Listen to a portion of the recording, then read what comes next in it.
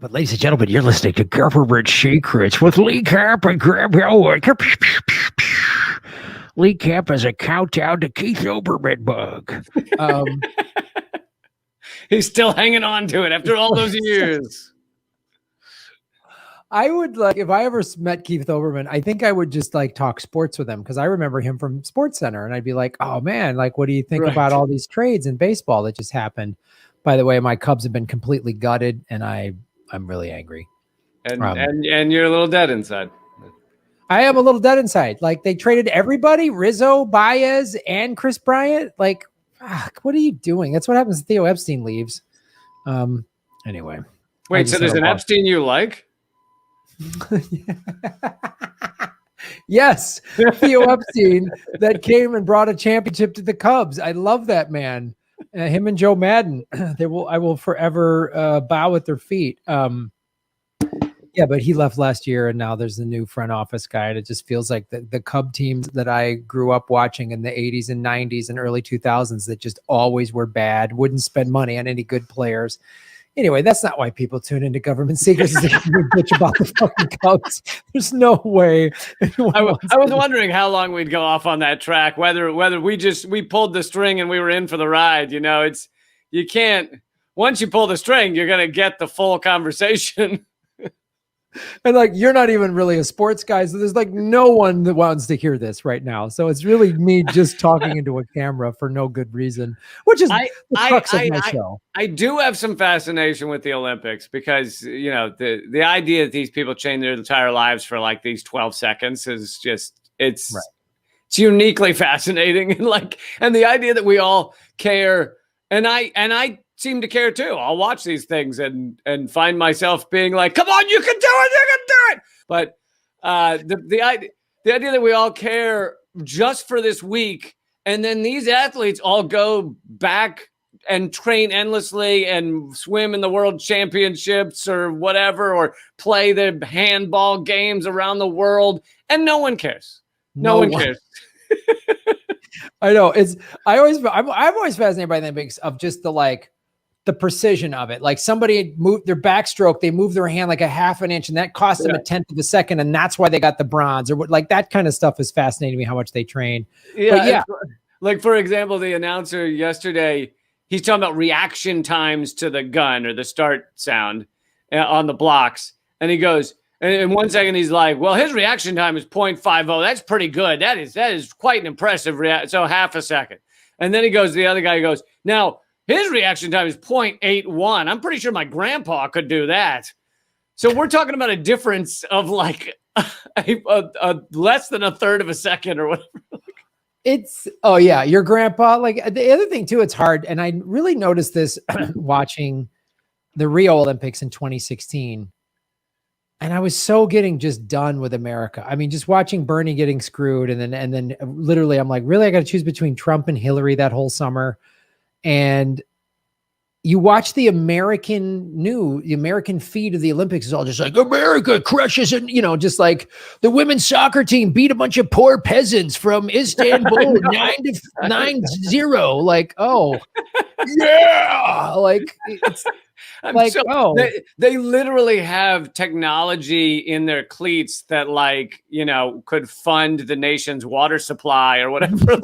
I know. It's like all these suburban girls that grew up, like, their training facilities are better than anyone in that country is living. Like, the royal family isn't living as well as your training facilities. And it's like, I remember I found some of it on, I went online and watched some of the other, like, you could dig around online and find, and they were like, oh, it's not just every American. It's like, oh, Australia's playing Thailand. Cool. And I don't have to hear this, like, America's big, thick boot in everyone's ass. Like, just, I don't want to, it's hard to give a shit. And I respect these athletes, but just the like, well, it's all toxic nationalism, a lot of it, but it is much worse when you're like rooting for the empire. I mean, when you're rooting for the people that have all the money and all the opportunity to just do nothing but train for this, versus the guy who his training consisted of running 5 miles to go pick up the water for his town. Yeah.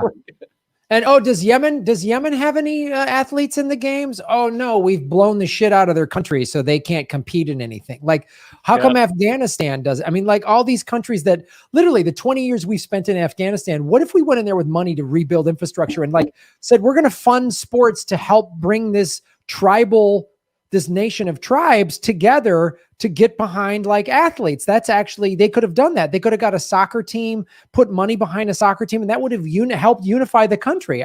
I was in Iraq when the Iraqi national soccer team, this isn't probably 2000, I forget what year it was, either 9. Well, you have at least 20 years to choose from. Yeah, so I was in Iraq like 2009 or 10 or something like that, or maybe 11. And the Iraq had finally had a soccer team and they were competing in the Asia Cup.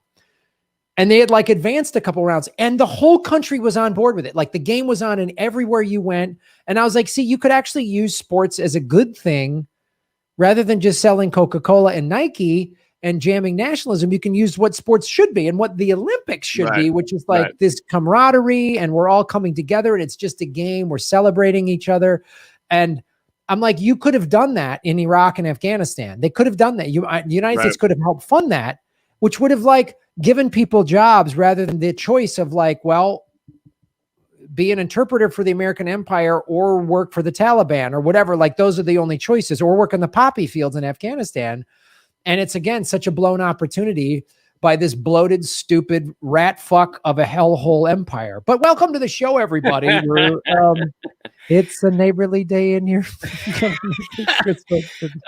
Yeah, and something I talked about on my other podcast, Uncensored, I talked about how like the Olympics, a lot of it does do American propaganda. I mean, there's plenty of American propaganda, but some of it kind of unintentionally, I mean, they can't really help but do it, upend some of that propaganda in that it's just about like the only time I can think of where we see like average, I guess they're above average, but you know, regular Chinese people or on our television or regular Russian athletes. Just you're watching them and you're watching them cry when they win or they lose, and you're seeing them as human beings. And that is the only time that our mainstream media will show you people in these countries being human beings. Because in order to get you to believe the garbage propaganda that every country is their leader that we despise and want to kill, you have to basically never see them on your screen. You have to basically not relate to them. Yeah. And that's what the Olympics are supposed to be, actually, is like, oh, and that's the thing. One of the things that I always loved as a kid watching the Olympics is like, usually I remember one of the years of the Olympics, the last day of the Olympics, when they came back into the arena and all the athletes were hanging out with each other, intermingling amongst countries, and they were exchanging flags and uniforms, and they didn't want to leave. And it was like, oh, we could be doing this all the time. Wow, this could be the world we live in, where we just like, hey, we're going to have a cool competition and celebrate. And because the athletes, they're all hanging out together. Like if I was I always wanted to perform in the Olympics. I was an athlete.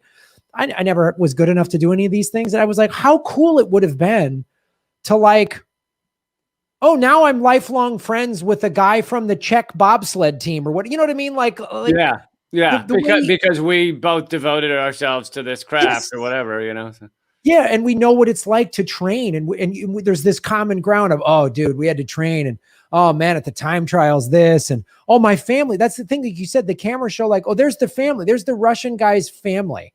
There's his wife crying or the Russian woman's, you know, mom, dad, or husband or kids come, like all this, like, oh, they're human. They're not just, oh, I thought they all just wore Kill America shirts and because Putin drilled that into their head. And it's like, it's again, such a missed opportunity in how America could be the America that people think it is or want it to be, this great, the good guys, and help everybody and bring everybody together. We could be doing that.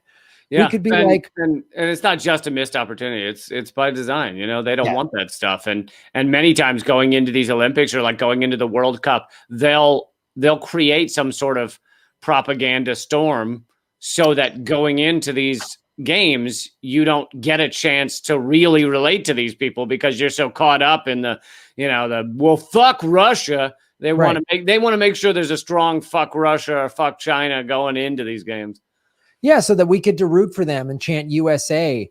Like they're already trying to push it with the doping and the Russians. You know what I mean? Like, did the Russians dope? Yeah, I'm sure they did. But so does our, so is everybody. I mean, look at Lance Armstrong, who raced for the United States Post Office. Like, right? Like, you want to eradicate that, fine, but don't like some demonize. of the best dopers in history were American. I'll have you know. Okay. Yes. The best, like the best, like the fucking best. Whatever, 7 Tour de France's. Okay, this was no low level doping. These are the good ones. These guys are experts, and an expert at like cheating and circumventing the tests or whatever he did. Like, oh, you're one of those anti-doping people, aren't you, Graham? God damn it! Fuck, you're pro doping. Well, we should, before we get into this, first of all, hit the like button, ladies and gentlemen. Like, share, and subscribe. Tell everybody about Government Secrets. We should let everybody know we have a live show September 18th in Los Angeles at the Dynasty Typewriter. Damn straight. First live Government Secrets. If it goes poorly, last live Government Secrets. So, and we should let everybody know this is the theater's policy. It's on their website when you click the ticket link. Since this has riled some people up, there's a small, loud fuckhead minority online that I'm not backing down from, and I hope you leave me as fans because I find you to be fucking stupid. Was that subtle enough? Is the theater, the Dynasty Typewriter, they have a bunch of policies. One of them is you have to show up either proof of vaccination or a test, which means they're not forcing the vaccine on you. If I know you already checked out and flipped out because you heard the word vaccine and you don't like listening to or test, those are their policies, not ours. That's their policy. If you don't do those things, you have a third choice, which is don't come to the show. They also have a lot of other draconian deep state rules, like you can't show up naked. You got to wear clothes. You can't smoke cigarettes. You can't shit on the floor. You can't park your car in the lobby of the theater. So, damn it, Graham. If you were a true revolutionary, you would work at places where you can shit on the floor. Yes. Come on. Choose your venues wisely. I know. I'm so mad as a comedian who never smokes that they got rid of smoking when I was a young comedian in all the comedy clubs when I started in the late 80s and 90s, because I really wanted to get lung cancer from secondhand smoke because some selfish, filthy fucking smoker was putting their diseased maggot fucking shit into my lungs. I'm so bummed I don't have the choice to die from your filthy habit. Oh man, the government came in and said, no, this is unhealthy for comedians, performers, and wait staff. And they brought that big law down. Yeah, it's amazing that people don't understand. Like these venues, almost all of them have these policies because they don't want to fucking deal with the either the lawsuits or the media coverage of like outbreak coming from Dynasty Typewriter or whatever. Right. Like it's not really that big a surprise, folks. And the other thing, talking about the when they were saying like, in the heart of the pandemic, when they were like, hey, everybody should wear a mask. And the people running around being like, what are you going to do? The government's making us wear a mask. And I'm like, I've never heard anybody be like, the government's telling me to drive on the right side of the road. Fuck them. I'm not a fucking sheep cuck. It's like... Look at all these sheep just standing at a red light. It's my right to go through an intersection red light and run over someone in it with a baby carriage. That's my right. They also tend to be the ones that were like that. Also tended to be the ones who like at TSA like salute and drop their pants and love TSA. They seem to have no problem with a guy up their rectum searching for bombs. That's not an issue, but that's totally cool. Like.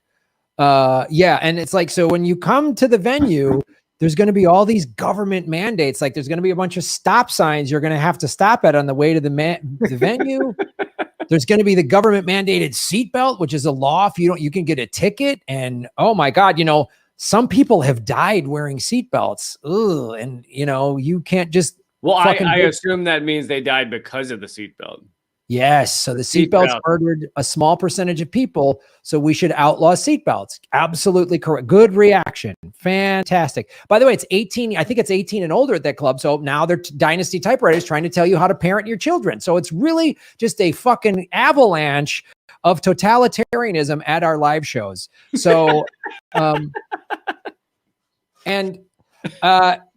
you know, I like to use all natural methods for my heal. I don't like taking prescriptions, but every once in a while I've had to, which means I've sold out to Big Pharma. So it's pretty ridiculous. So come to the sellout tour. And by the way, since some people were planning on wearing clothes that were made by someone. So I think that makes me a sellout. You're a sellout for starters. I mean, so it's just preposterous. I can't whip my dick out in the middle of the show and whack off, which you're denying my sexuality, which I'm really offended at that. Legitimately, 5 people just canceled their tickets, Graham. So could you not mention you won't be doing the whack off bit? Maybe during the meet and greet. And yeah, and then Ron and I have this big tour in October, which all the tickets are at GrahamElwood.com. And people who are like, you're authoritarian. First of all, don't come to the show. You have a choice. I'm not forcing a vaccine on you. You cannot come. And also, if there is a COVID outbreak at one of these venues and Ron and I have to then quarantine in a hotel in the middle of the country for 10 days and cancel tour dates, will you reimburse us? Nutbag Online? Some guy in Germany telling me what to do with my fucking tour in America? Will you reimburse me for the thousands of dollars in canceled tour dates? Oh, you won't. Then go fuck yourself. I hope this clears it up. I hope this clears it up. I think you should just save this clip, Graham, and just send it to anybody who comments. Here's all of the things you need to know. Here's what you need to know. And remember, shut the fuck up. All right. So we've gotten the phone call portion of our podcast out of the way. Time to get to the government secrets. Government secrets. First segment. This is actually, dare I say, an update. Bow, bow. In many ways, it's an update. So we're going to do the assassination of Malcolm X, which we have done before. I believe it was episode 30. And you can go back and listen to that one if you'd like. I have a lot of more information, and I feel like I didn't do it justice last time. So I think that you guys are going to... It's probably just what the FBI and everything's cool. They didn't do it justice either. But... He died of a heart attack. It's all a big mix-up. The episode 30 was just about how Malcolm X has just been working too hard and he collapsed. And it was really sad. It's really sad. Yeah. So get your cholesterol checked, guys. That's really the point of this story. That's what the FBI is trying to get out there. But so I want to go through a lot more information. And, if you feel like you've already heard the first portion of this, then feel free to fast forward. But I definitely think there's some stuff you want to know, because this, more so than last time, we'll be getting into like the government involvement and who ordered the killing of Malcolm X, as opposed to I'll go through the other stuff as well. But this also goes beyond, because most of the information from the last one was from the Netflix series, which is pretty excellent. I mean, I wouldn't say it's bad. But I think it leaves off at a point that should really be it leaves off where like chapter 2 should be. 100 people, maybe a couple, might have seen who did it. When Malcolm began his speech at the Audubon, a man's voice drowned him out by shouting in the middle of the ballroom, "Man, get your hands out of my pocket!" And his head turned to see what the commotion was about. Someone threw like a smoke bomb type thing that started filling the room with smoke. And as that was going, as everyone's attention was distracted, a man stood up in the 4th row with a sawed-off shotgun and fired point blank. Well, that's not point blank. That's weird. Point blank would be up against him, and fired into Malcolm's chest. 2 men in the front row further jumped up with pistols in their hands and took aim at Malcolm and shot at him like a firing squad. Talmadge Hayer, Hayer, Hayer, 22, of Paterson, New Jersey, was shot in the leg, allegedly by Malcolm's secretary. He was subsequently trapped by a mob and almost torn apart before he was arrested by police officers who happened to be cruising the neighborhood. Hare served 44 years in prison before his release in 2010, at which time he claimed to have deep regrets about the involvement in Malcolm's murder. So Hare is the one who was definite. The other two, and this part I did cover in the last one, the other two that were convicted were definitely completely innocent. They weren't even there that day. The two other men convicted for Malcolm's murder, Thomas Johnson and Norman Butler, 30 and 26, each spent 20 years in prison. At the trial, even Hare told the court that Johnson and Butler had nothing to do with Malcolm's killing and that he didn't even know them. So the cops just picked up two other Nation of Islam guys that they could pin it on. And this already leads you to believe that the cops were somehow involved, because why would they feel the need to pick up extra patsies if they weren't involved? Well, you always want to back up Patsy. I mean, this is the thing we've talked about. You know what I mean? It's like you'd only get one fire extinguisher. You have a couple in your house. You just always have a backup Patsy. I keep one in the trunk of my car with my disaster supplies. So, like, I always have a backup Patsy just in case. Hey, can you picture the NYPD cops? Like, we weren't even involved in this. Isn't this crazy? Malcolm X got killed. We had nothing to do with it. You know what? Let's have something to do. Let's go ahead and pick up some guys. We'll frame them for the killing. Just cuz. I know we weren't involved. I know, but just cuz. It's what we do, right? It gives us practice for future framings. Yeah, it's like I mean, when we covered the JFK thing, there was 10 guys running around saying, "I'm Lee Harvey Oswald. I'm crazy. I don't like JFK. I love Russia," or whatever. So, I mean, it stands to reason. That's the same thing. You got a couple of patsies running around. You always have a backup patsy. It's like, even in this digital age, where you're paying with credit cards and Apple Pay or whatever, you should always have a couple bucks in your pocket, cash. You know what I mean? Just man to man. I have a couple of dollars. I had a backup patsy in high school, but that was just the sister of a girl I was dating. So, who's that girl? Oh, that's my backup patsy. Yeah, you can't. You know what? You can't. It turns out I learned this the hard way. You can't call her that in front of Patsy.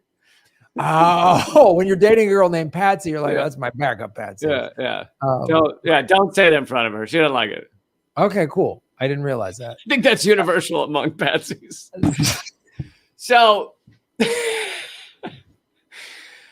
according to the four. Okay, so Hare goes on to give the names of the four men who he said actually were his accomplices as part of an affidavit.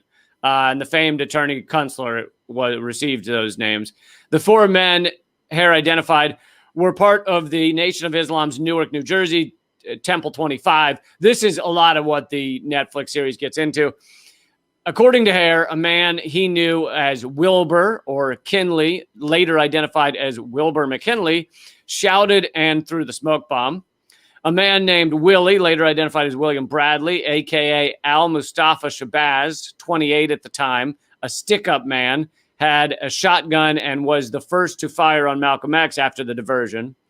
Hare asserted that Bradley and a man named Lee or Leon, later identified as Leon Davis, both armed with pistols, fired on Malcolm X immediately after the shotgun blast.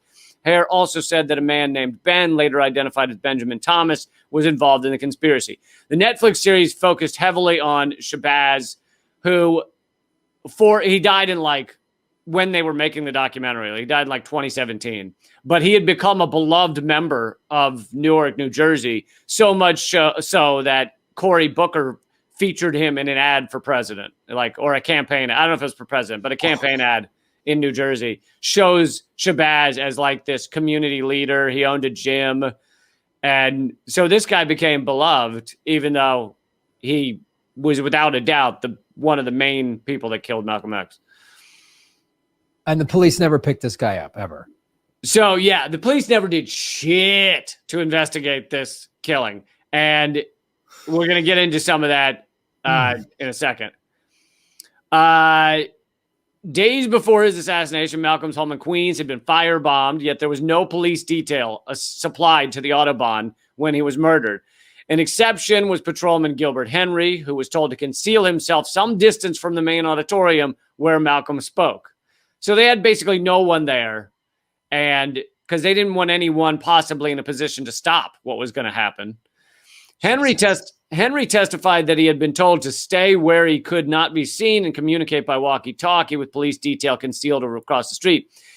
On the day of the shooting, journalist Jimmy Breslin was a famed New York City journalist, and weirdly, he in his later years was married to my great aunt, so I knew him a little. But wait, what? Yeah, I knew Jimmy Breslin. What are you, Forrest Gump? You got all this shit tied into history, man. How do you you're like, what? What are you talking about? I think my other house married the star of Bonanza, Pernell Roberts. It's all very bizarre. So I guess we need to do a government secrets on the CIA using Bonanza as some sort of group think, like 1 for the 2 for the 3 for the 4 Bonanza. So, but I will tell you this: if Jimmy Breslin said this, he can be trusted. Like, he didn't fuck around with making shit up like this. On the day of the shooting, journalist Jimmy Breslin received a tip from the NYPD that he should go to the Audubon Ballroom where Malcolm X was speaking, indicating someone in the NYPD knew what would transpire. So they knew to give him this tip to go. I don't know whether he went or not. It doesn't say, but they knew to give him this tip to go there. They wanted this to be documented, but they didn't want to have any cops around. When the police arrived at the scene after Malcolm had been shot, according to eyewitnesses, they displayed no sense of urgency. It was as if they wanted it to happen, Malcolm's death. Afterwards, the ants. Wow. Well, that's the best way to gather evidence, Lee, is just have a bunch of people dance around and contaminate a crime scene. I mean, that's really, if you've ever watched any one of those detective shows, they're always like, before we get the CSI guys in here, let's have a dance. Let's get the sock hop going. Is there a sock hop nearby? Maybe a Sadie Hawkins? We could bring everybody in here and just, because that always, usually the dancers will kick up some good evidence, we find. That's like the lead investigator. I want this area sealed off. I want a sock hop brought in now. I want this. I want a CSI team on site, but after the sock hop. What part of sock hop now did you not understand? Patrolman, where is the DJ? What is going on? I needed a DJ here yesterday. What among the kids that were like this, like 19-year-olds being like, why are there bullet holes in the wall? Yeah. Why? I'm sticking to blood puddles on the floor. Is that part of the theme? Yeah. The theme is gruesome death. It's the theme is assassinating black leaders. That's the theme of this. And it's just like, why is everyone crying outside? No, don't worry about it, kids. Just dance around. Make sure if you see any footprints or thumbprints, make sure you just mix those up with everybody. And if you find any spent firearms or bullet cases, just take those home with you, honestly. Yeah, it's like a souvenir. It's souvenir to remember this night. Enchantment Under the Sea and Assassination Night. It's amazing. It's like the cops just like, well, you guys need security for this event because Malcolm's a high profile figure. We're going to hang about across the street. We're just going to not be there. It's like the guys that walked. We talked about this Lee Harvey Oswald out one time and he wasn't hit. And then, we'll walk him out again. Those cops are like kind of holding. Where Ruby failed to shoot him. So they just kept parading him back and forth in front of Ruby. Just like, when Ruby shows up, the guy's like, oh, there you go. Like, hey. There he is. Yeah, I think if you watch the footage on slow-mo, you can see them lean away before it even happens. Yeah, they just like, ooh, here comes Ruby right on cue. Like, why is that cop's head out of the screen? So it's insane, but you want to get a little more insane? No. And not only did they allow a dance to go on, but someone like investigating for a documentary or something went into the Audubon Ballroom and was looking around in the 1990s. They went down into the basement and they found the podium there with bullet holes in it. In the 90s. no one had ever collected the riddled podium to maybe see what kind of bullets were fired, what angle, from where. Still sitting in the basement. You know, the janitor's like, well, I was going to get to that. I kept thinking I need to deal with that podium. Look, NYPD's back. They got a 30-year backlog of podiums of black leaders. Of podiums of black leaders that are providing hard evidence on a murder. Yeah, it's funny. NYPD just, every time they're discussed, it's always like they've done such a fantastic job. Yeah, they're amazing. They're just wonderful. By never taking a serious interest in investigating Malcolm's death, white-run institutions and law enforcement agencies sent the message that they did not value what his life represented. Very clear. FBI, and I'm not even going to get into the garbage media that was printed afterwards, talking about, well, like Time Magazine, New York Times, all of them ran with articles about how much hatred Malcolm X was filled with, and so it came back to bite him. They basically were like cheering it on, like, well, this is what, if you're a thug, this is what happens to you. Yeah.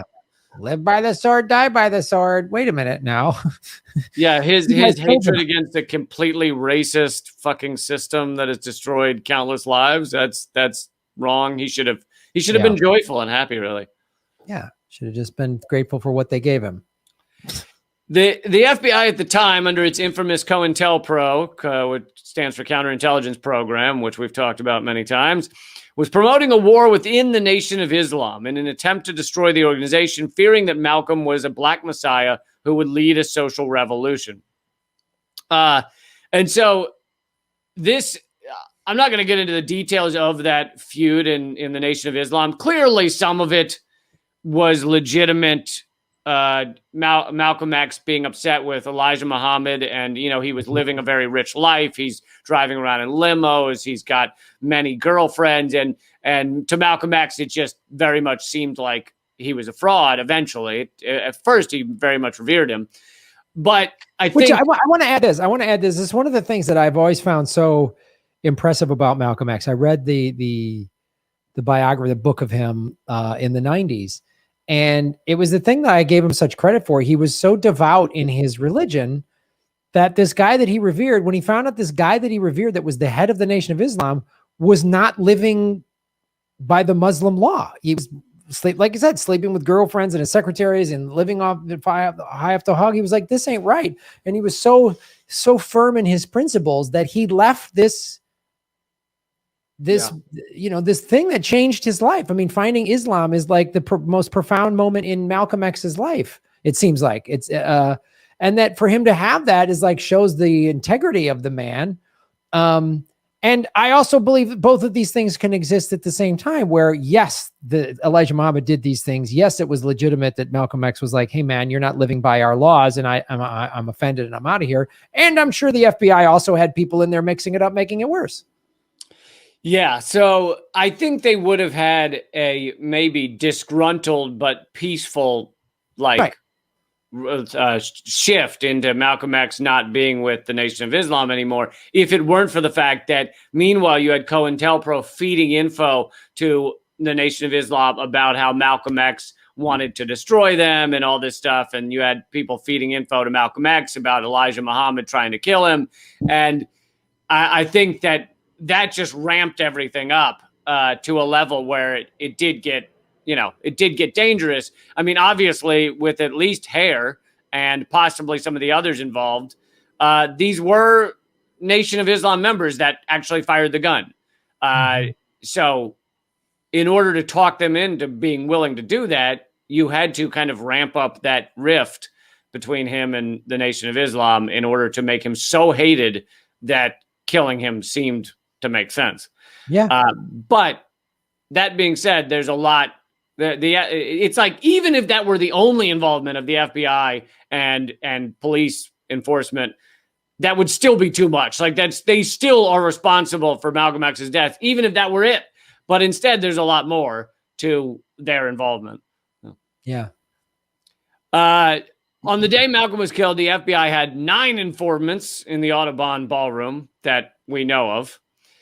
During his travels to the Middle East and Africa, CIA agents followed Malcolm's every move. So, well, let me finish the sentence. Boarding every flight he took, watching his hotels, keeping him under surveillance during mealtime, and allegedly trying to poison him twice. But what this speaks to is that there is no way in hell that with all of this going down, they didn't know it was going to go down. So at the very least, they were sitting there watching it, watching the assassins come in, watching to make sure the NYPD wasn't around, watching to make sure it all went according to plan, making sure that if he survived the initial bullet wounds, that they would take him to a hospital where they could finish the job. Like, there's no way they didn't know all of this was going down, considering they followed his every fucking footstep. Yeah, I mean, this was coordinated. I mean, honestly, some of this reads of like how the crazy things we tried to do with Fidel Castro that I think we talked about on last week's episode of the week before. They never gave Malcolm X a scuba suit, so an infected scuba suit. Yeah, because they couldn't really get inside of Castro's, inner circle. They had to give him a scuba suit, so they got inside. But I mean, God, it's just like he's followed and tracked and targeted like some foreign adversary. Like he's an American citizen that's just like, this system isn't fair. It's not fair. There's black people living in abject poverty. It is an unfair racist system, and I want change. And they target him. Like, just change. Just help people. Like, how we don't have to go through all of this fucking fighty dumb bullshit if you're just like not such a greedy asshole. It's so simple. I think you summed it up well. Yeah. So now we get into the stuff I didn't get into in the last one. The mysterious second shooter. On the day of Malcolm's, yes, just like Kennedy, mysterious second shooter. On the day of Malcolm's killing, the early edition, both from the New York Times and the New York Herald Tribune, reported that the NYPD had apprehended 2 suspects. Now, keep in mind, so the 3 people that were ultimately imprisoned, 2 of them were not arrested the day of, and in fact, were not even there. So how could they be arrested the day of? So the only one arrested the day of was Hare, and he'd been shot. And he said that the other 2 had nothing to do with it. So according to that theory, or the official statements that came later, there was only one arrest that day. It was just Hare. But both the New York Times and the New York Herald Tribune said the NYPD had 2 suspects. Later editions of both papers, however, changed their headlines and reported that only one suspect, Hare, was apprehended. Many believe that the assailant was a Bossi, BOSSI, which stands for Bureau of Special Services and Investigation agent, which was Bossi, had been modeled after the FBI and spent decades infiltrating left-wing and other radical political organizations and spying on New Yorkers. So Bossi was like a smaller FBI running around. Yeah, like a local mom and pop FBI. Sometimes you don't want to go with the big ones. You want to really try a smaller shop. Yeah, I mean, do you want to go to the big chain or you want to go to a little neighborhood restaurant? You know what I mean? It's a little local neighborhood round the corner FBI. I always say assassinate local because it's better for everybody. The money stays in the area, just assassinate local. Yes, thank you. It's like all change comes locally. We need a local, assassinate local. Don't give your money to the big organizations. Don't give your money to like, you know what I mean? The whatever, the like McDonald's, like get a local burger joint. You know what I mean? Like a local hit crew that's funded by the government. So many believe that the assailant, so the other suspect, was a Bossi agent whom the crowd recognized as one of the killers because they had beaten and shot him. So there are many who say that 2 people were shot that day. Well, other than Malcolm X. One was Hare, and another was this second killer that somehow disappeared. Eric Norden, a reporter, reported that an olive-skinned man had been rushed into a patrol car by the cops and told to get down between the seats. Thin-lipped and wearing a turtleneck sweater, he bore an uncanny resemblance to a man who had tailed Malcolm on his trip to London through his return flight to New York 1 week before the assassination. So this seemed to be someone who had been tailing him. Tony Buzza, who plays a role in the Netflix series, is a former bossy detective. So he's like NYPD bossy and NYPD lieutenant from 57 to 65. And he's amazing in the Netflix series because he talks about some of the things that happened, but he still is like, thinks Malcolm X should have died. Like, he's like, oh, he's a fucking thug. Should have. Yeah. Hey, listen. And I was going to say, but this is a doc series on Netflix? Yeah, it's called like Who Killed Malcolm X or something. Oh, okay. So Tony Buzza explains that the NYPD and not the FBI was the primary agency conducting surveillance of Malcolm, who was considered a dangerous man and a grave threat to public order. So then we get into a man named Ray Wood, who was said to have been seen also running out of the Autobahn. He was one of two picked up by police. He was the second person. Many believe he was the second person running out. Wood was a black NYPD officer from Chester, South Carolina, with an Air Force background. He was assigned to infiltrate a group. Now, what that did was that it got two of Malcolm's key bodyguards arrested for felonies right before this happened, before his assassination. So it made sure that there was almost no security of Malcolm's at the Autobahn that day. And so he did it under the direction of the FBI, of an FBI agent, and he did most of the planning. And though he lied about this in court to comply with his supervisor's directions, the U.S. Attorney General at the time wrote a letter to NYPD Commissioner Michael Murphy with a note of special congratulations to Wood, Ray Wood, for his, quote, remarkable undercover work. In 2011, Wood admitted that he had entrapped two members of Malcolm's security team in a criminal plot to blow up the Statue of Liberty. Entrapped, meaning Wood, the infiltrator, came up with the idea, provided them like blueprints, provided them how to do it, pushed it along, and they're still doing this today. Yeah, this sounds familiar. I'm trying to think, where have I heard this, Lee? Is this another Netflix play? The latest one, which maybe was informants involved in that, and one FBI agent involved in that, and exactly the same thing. The FBI are the ones pushing these plans along. Dude, and look, it's like the both things can be true thing about Malcolm, the divisions within the Nation of Islam, and then these, police organizations stirring it up. Like January 6th, we know the head of the Oath Keepers, the head of Proud Boys were FBI informants. Now, that doesn't mean that there aren't armed white nationalist militias in this country that are pretty scary. Of course not. But the FBI is stirring them up. The FBI is getting these people together, and in some cases, many of the people told to stand down that day and not call for backup and all that shit. They're all internal people. Yes, all internal people. Like, don't call for backup. Let this happen. It's insane. And so it's like, this is. I mean, I don't know. It's an old playbook. It's a dusty playbook. It is a dusty playbook, and I don't know what more people need, like Americans need.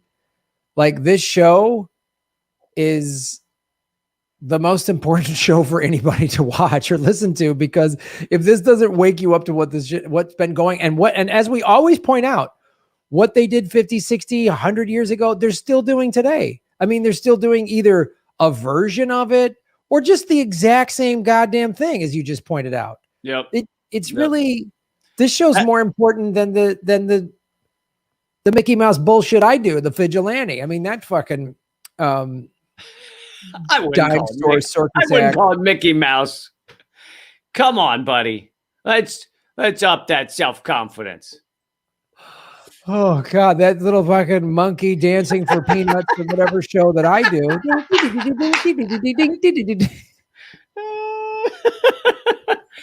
I love you insulting the fans of that show as if they're not here too. Yeah, they're the just fucking idiots. Those idiots that watch that other show. I don't know what you guys do going over that vigilante show. That guy's a moron. I don't know what he's doing. Anyone that watches it is an idiot. Oh, my vegan gun. Shut the fuck up. Like, Jesus. Read a real thing. Nobody cares about Epstein. Shut the fuck up. I think we just heard the voices in Graham's head. This is why I'm always like, Graham, why do you live stream or start late? Because that's the voice in my head going, no one gives a fuck what you're saying, you idiot. Who wants to listen to your bullshit? Like, so yeah, no, I didn't grow up in an alcoholic home. Anyway, you were saying I'm sorry. What were your name again? No, I think we need to stay on this. I think we should pick this scab a little more. Everyone in the chat's like, Graham, we love you. You're awesome. And I appreciate that. Yeah. Everybody send Graham a heart emoji. But seriously, that political vigilante show, that guy is a fucking idiot. Batman themed news program. Who the fuck came up with that? Like, come on. Grow up. You're a grown man wearing Batman shit everywhere. Like, come on. Like, I'm a surfer. Who cares? Like, just... You have a collared shirt on today. You're looking spiffy. I know. Every time you think you're not being an adult, you just look at your haircut versus mine, and you're actually adulting far better than I am. Well, that's because I literally can't grow as much hair as yours. I really need my crypto portfolio to take off so I can buy hair plugs. That's kind of my long-term goal.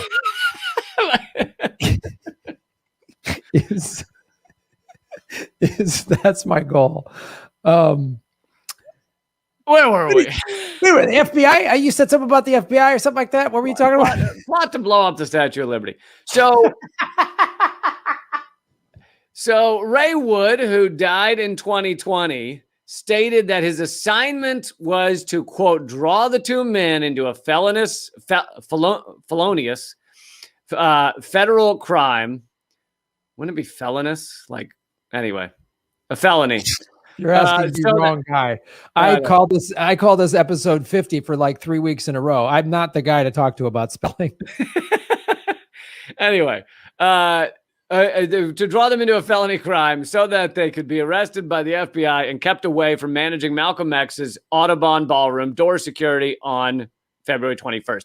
So, oh no, he said that on February 21st. Anyway, so yet again, this is an NYPD officer who has admitted his job was to draw away security. If the NYPD wasn't involved in all of this, why the fuck would they care whether Malcolm's security was there or not? The only way they care is if they're involved in killing him that day. If I was president, I would go, you know what, we're going to keep the CIA and the FBI, but you're going to actually start doing this for evil people, not people that are trying to be like, you're going to infiltrate Bezos. You know what I mean? We're gonna give him the poison scuba suit. Yes, and when he flies his cock rocket around in another 4-minute jerk off session, so one of his dumb staff can high five him with that stupid cowboy hat. Oh my God, slap that off his head. That really, that put you over the edge. Was the cowboy? That was it. This is where I think we should bring back bullying. You know what I mean? Like not the kids, but I want to send some like bullies up to Silicon Valley and just be like, "Hey nerd, what are you doing with my cowboy hat?" You know? Look at me, I'm bald and I have money. Yeah. And just take his stuff, just like, what are you doing with my rocket, nerd? Just like bully him. How come looks like, hey nerd, looks like I'm in charge of Amazon now and everyone gets union wages, nerd. Like that's what we need. Anyway, like from Back to the Future, like Tom Wilson who played Biff, like that guy. Send Tom Wilson in. Absolutely.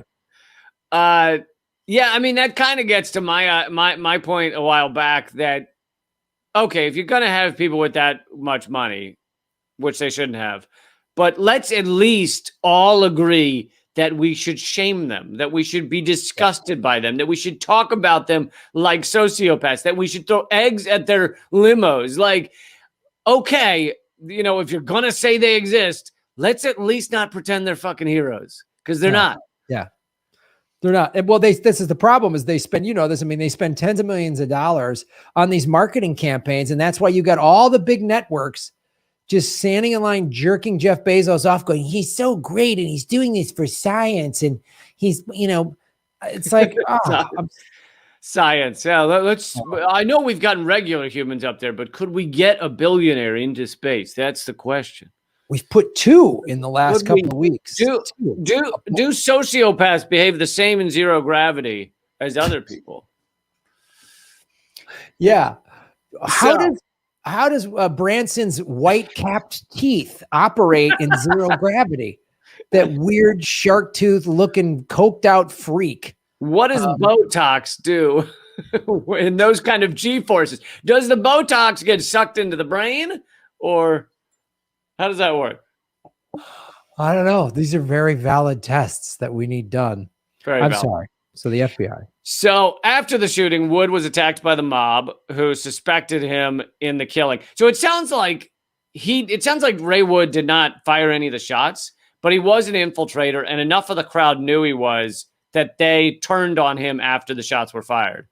So he was taken away from the scene in an NYPD patrol car and put in a holding cell for 3 hours, where he realized the significance of his Statue of Liberty plot. He thought the plot he was helping against Statue of Liberty was just to get these guys arrested. But then after Malcolm X was killed, he realized he was pivotal in helping Malcolm X get killed. So he apparently at least claims he didn't know that beforehand. Now this is where we really get into JFK territory. Other suspicious deaths. Like with the Kennedy assassination, Malcolm's assassination resulted in many suspicious deaths. One was of Louis Lomax, an African-American journalist who befriended Malcolm X in the late 1950s and claimed to have solved the riddle of the assassination. On July 31st, 1970s. What year was this again? 70. The good old brakes cut on the car. Oh, that old chestnut, the old squeaky brake. Oh, man, this sounds, I mean, this is like, wow. Clinton death before the Clintons were in power. I mean, this is really, Lomax believed that Malcolm X was betrayed by a former friend thought to be John Ali, who reportedly had ties to the intelligence community. Lomax called the suspect Judas. The second suspicious death was Leon Amir, Malcolm's New England representative and Cassius Clay, Muhammad Ali's former secretary, who had vowed to carry on Malcolm's work after his assassination. He was found unconscious in a bathtub at Boston's Sherry Biltmore Hotel in March of 1965, hours after he had appeared at the Socialist Workers meeting in Boston. In a speech there, he said that the government was responsible for Malcolm's death and that he would shortly produce tapes and documents of Malcolm's to prove it. Amir stated in his speech that he had, quote, facts in my possession as to who really killed Malcolm X, and that, quote, this is probably the last time you'll see me alive. Damn. It's like, wow. That's probably, I mean, it's to a smaller scale than the JFK thing, but again, it's the same thing of like all these mysterious deaths. And I mean, it's just so shrouded, and it's not a conspiracy that has a connotation of fabrication or fantasy or, you know, fictionalized versions or something like that. It is just, again, it's the same playbook. It's the same playbook that they keep using over and over. And they really perfected it now. I mean, now they don't do a lot of, we've talked about this, they don't do a lot of like bullet, you know, shooting assassinations like back in the 60s. Now it's just character assassinations, and they don't even let anybody get close. No, and that's what made Epstein so crazy, is he was one of the first in a while that was just straight up like, oh yeah, he killed himself. Oh yeah, that was the first, like, so blatantly, but he was like middle management, so they were like, oh, he's going to talk too much. So, and you're right, it's the first one. The Epstein one is the first time where they did one of these in broad daylight, and made everybody they got desperate because he was in police custody, and they were like, "We better get him now while we have a chance." Yeah, and then let's keep, quietly sweeping up. There's been no trial. There's been all that stuff they pulled out of his penthouse, the hard drives, the photo. We've seen none of that. Little glimpses of his black book. We've seen none of that. Maybe we'll see it during Ghislaine Maxwell's trial in November. Doubtful, but right. Yeah, you're right. That's the most recent. I can't think of another one where they did the assassination. It's just like, Bernie Sanders just quitting this past. He just quit. He just stopped. And it's like, my guess is they just threatened him. Like they threatened to kill his grandkids or something like that. And he just went, okay, or whatever it is now that they do, or they just groom people that they know are going to be complicit. Like it really seems like AOC was groomed to get into this spot and rally people around her so that when she's actually in a position of power, because she hasn't used the power that she actually has. You have 12 million Twitter followers. You could literally change laws. You could force the vote. You could do a general strike. She hasn't used it, and she's basically switched on almost all foreign policy. Nothing on Venezuela, like nothing on so many countries as the U.S. just obliterates them. And it's like, what happened to you? And it's clear that she either just is told in the back room, look, you can be president, but you got to stop talking about A, B, and C, or she was groomed from the beginning. But yeah, either way, they said that's what they do now, because that's why nobody gets close. That's why Kucinich never got close. Bernie, I don't know, maybe he was a sheep herder, maybe not. Funny you bring up Kucinich. I just had him on Redacted this week. People can get that at radindymedia.com. But I hadn't realized this. So when he was mayor of Cleveland in the 70s, I believe, or late 60s, 70s. He was like 30 years old. He was like a baby mayor. But he was going up against the big corporate power companies.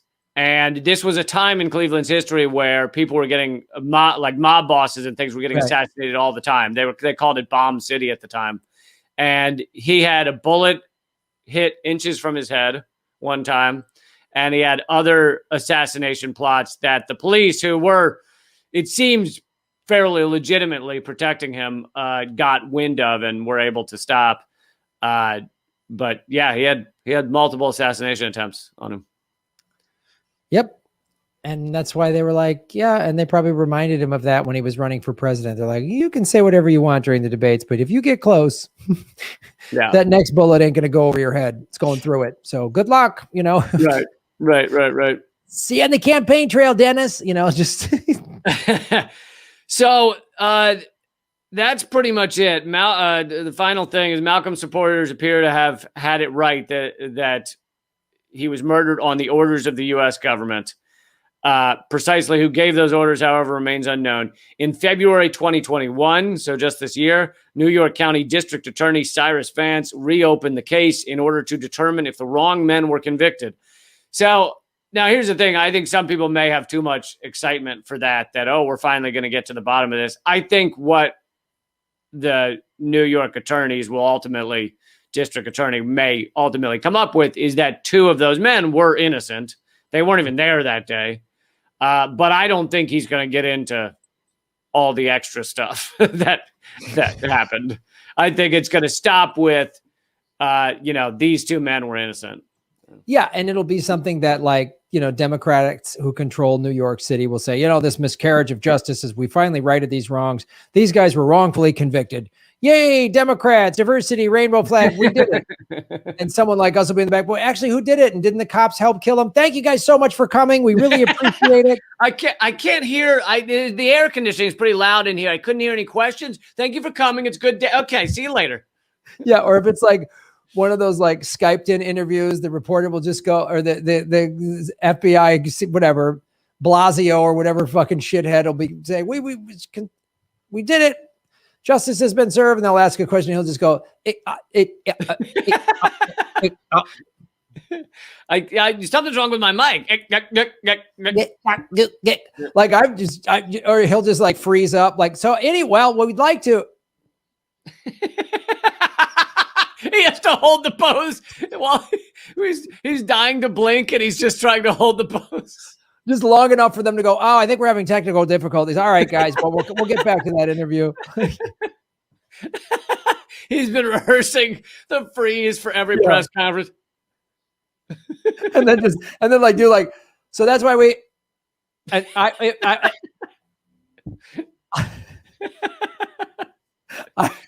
if I ever get interviewed by some corporate media outlet, I'm going to do that to see if they catch it, just to have fun to do it. He seems to be frozen, but he's blinking. What does that mean? He's blinking. Is that Morse code that he's blinking? What is he blinking? But so yes, there are multiple things in the Malcolm X assassination that prove that the NYPD was involved. They had to be involved. They may have been the lowest level of involvement you could possibly even try and believe is that they knew the Nation of Islam wanted to kill him. They were helping make that happen. They had informants within the Nation of Islam that was trying to do it. And they, with the Nation of Islam, their informants in there, basically helped coordinate it. Like, that's maybe the least involvement you could come up with. That's the most basic, the least corrupt version of NYPD. Right. That's the good version. Right. That's that's the nice lollipop version of like, we knew they were going to kill him and we got out of the way is the best case scenario that they could pitch. Probably though they were like, no, we're going to help you do it. And we got out of the way and didn't investigate anything and left the podium in the basement for 40 years and arrested 2 patsies and and did nothing. Like literally, like my niece, when she was like 10 or 12 or something like that, went to like a CSI camp.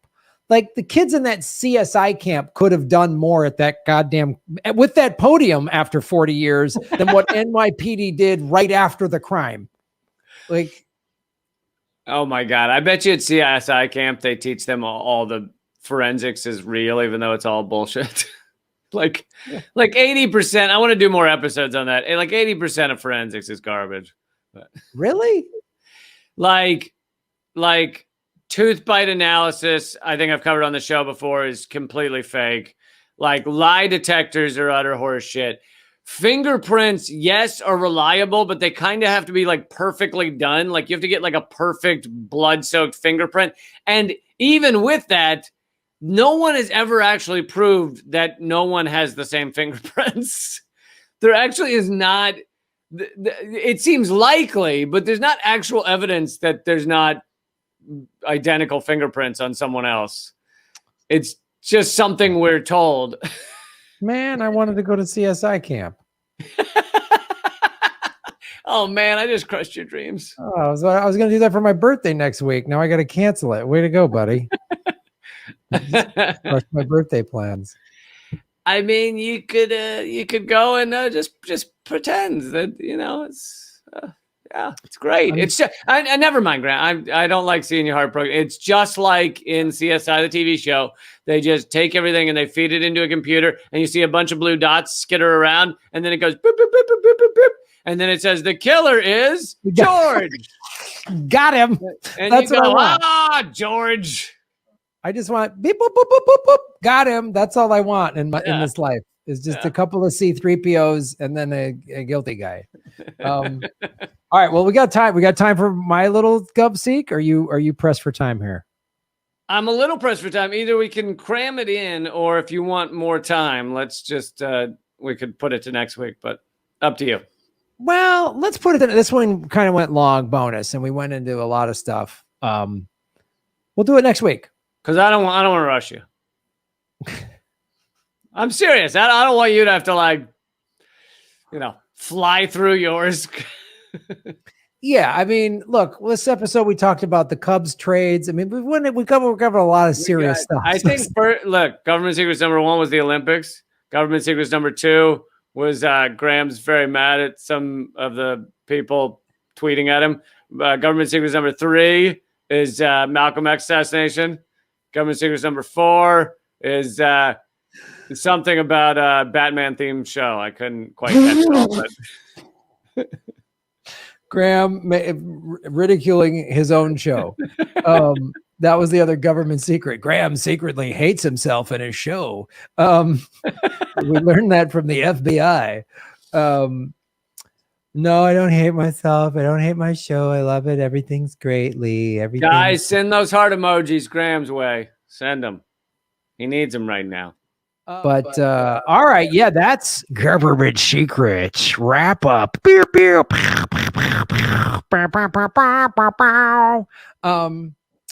so Lee Camp, where can people see all of your wonderful dealings? So everybody should check out radindiemedia.com, INDIE, Rad Indie Media. New thing I just launched. It's got pretty much all the cool media is over there, and it takes you straight to their sites. It's not trying to grab any of their clicks or views or anything. It takes you straight there. So check that out. But and then the Kucinich interview is over there, where he talks about assassination attempts and other things. He's running for mayor again, by the way. If he wins, he will have been the youngest and oldest mayor of Cleveland.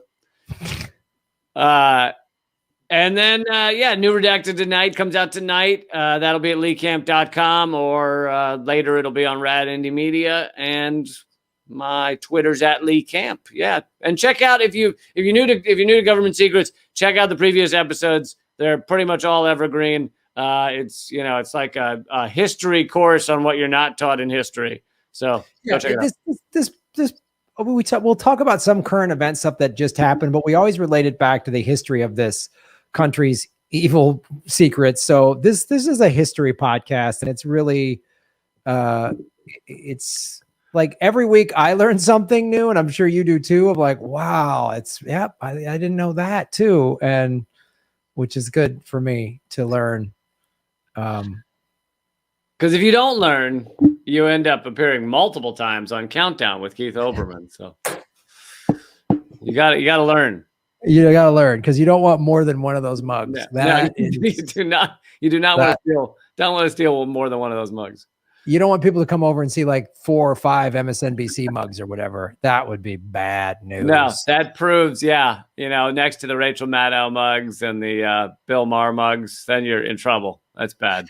Anderson Cooper autograph Wolf Blitzer plate. You don't want those things. People to see that stuff. No, you don't. You know what, folks, go to GrahamElwood.com for not only my live Government Secrets with Lee on September 18th, but all my tour dates with Ron Placone starting September 11th. We're hitting the West Coast and all through the Midwest and the East and the South, and it's pretty awesome. So check that out. And of course, the Anything Can Happen game show, we're doing that, and we're working to make that into a bigger thing. That's going to be bigger. So go to GrahamElwood.com and support the show. Go to rockfin.com/GrahamElwood, where you can get my premium content, Lee's, and everybody else that's on the platform. It's blockchain, it's cryptocurrency. I'm still demonetized by YouTube, which is fun. And then I'm yelled at because I want to be safe when I go on the road to make money. So it's been a blast. It's been a fun fucking time. So that's it. That's our show, ladies and gentlemen. Thanks a lot, man. Good hang. All right, buddy. We'll see you soon. See you soon. Later. Hey, everybody. It's Graham Elwood. We are going on the road, Ron Placone and I, in September and October. Check GrahamElwood.com for tour dates. Probably coming to a city near you. A lot of these shows have sold out in the past. We haven't been on the road in a year and a half because of the pandemic. Come out and join us. The post-pandemic comedy tour. Go to GrahamElwood.com for tickets. New cities being announced every day.